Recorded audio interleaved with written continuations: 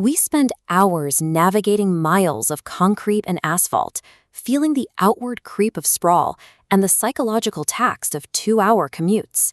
The Aotearoa Planning Bill 2025 aims to stop that outward expansion. We are swapping out that gray inertia for a living, biological network. This diagram maps out the urban dam system. Instead of leaking development into the unserviced countryside, the system uses an urbanization control area to protect rural land. This concentrates public investment strictly into a designated high-density growth reservoir. Compressing population density into a tighter reservoir creates intense heat and pressure. To ensure these neighborhoods remain livable, nature is reclassified as a green utility.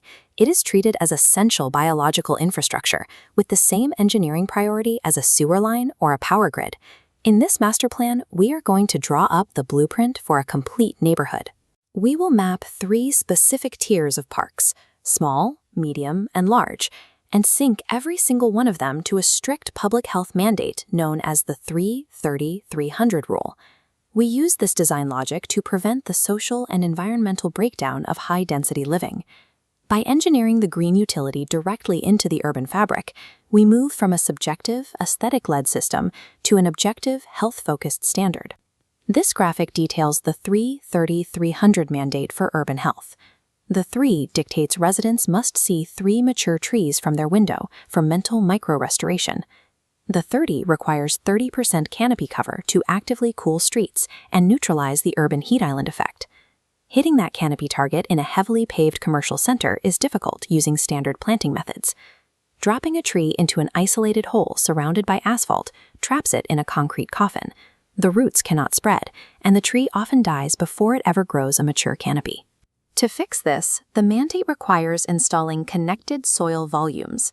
As shown in the cross-section here, these continuous underground structural trenches provide root expansion space.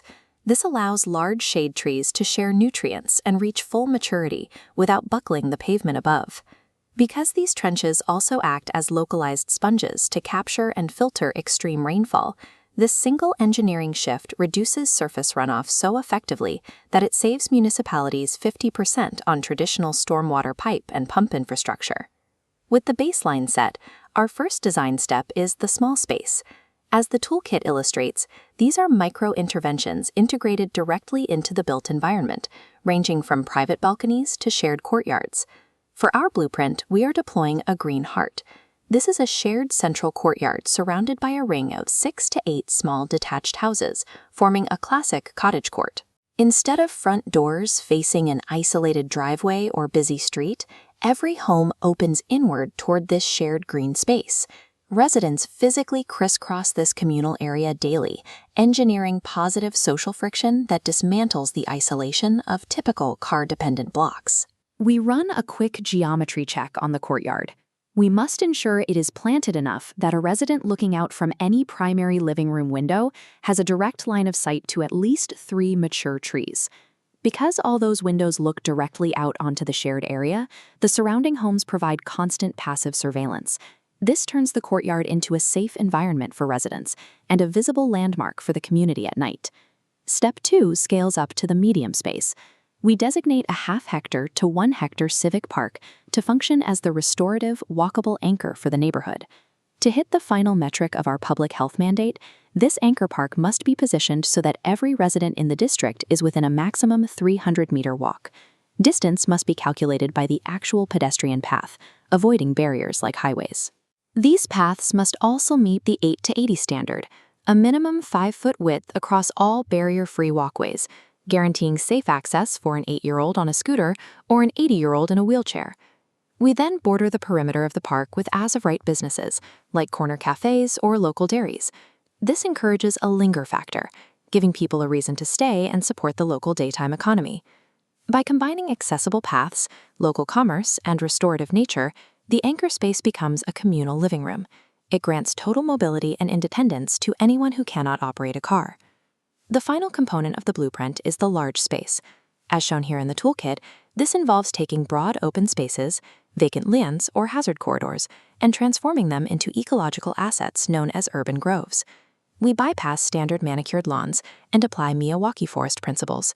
This involves planting layered clusters of native trees designed to trigger rapid, dense growth. According to attention restoration theory, the rustling of leaves and dappled sunlight provides soft fascination that helps residents recover from cognitive fatigue. Because this restorative access lowers stress and improves mental resilience, the new planning code treats these groves as a clinical requirement for urban health. The scale of these shade trees acts as the primary cooling mechanism for the complete neighborhood. These groves are what guarantee the 30% canopy mandate is met, even in dense urban centers.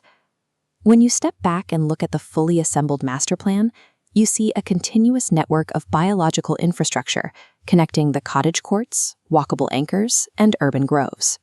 By combining the infrastructure savings from stormwater management with a long-term reduction in medical treatments for stress-related conditions, these parks deliver a 1 to 18 social ROI for every dollar invested. By embedding nature as a nutritional requirement into the zoning tables, we move past the inertia of endless concrete. We have engineered a functioning, breathable habitat designed to support human health. Your master plan is now fully compliant with the Green Utility Mandate. Submit the blueprint to your local consent board and prepare to transition your neighborhood to the National Standardized Zones Framework.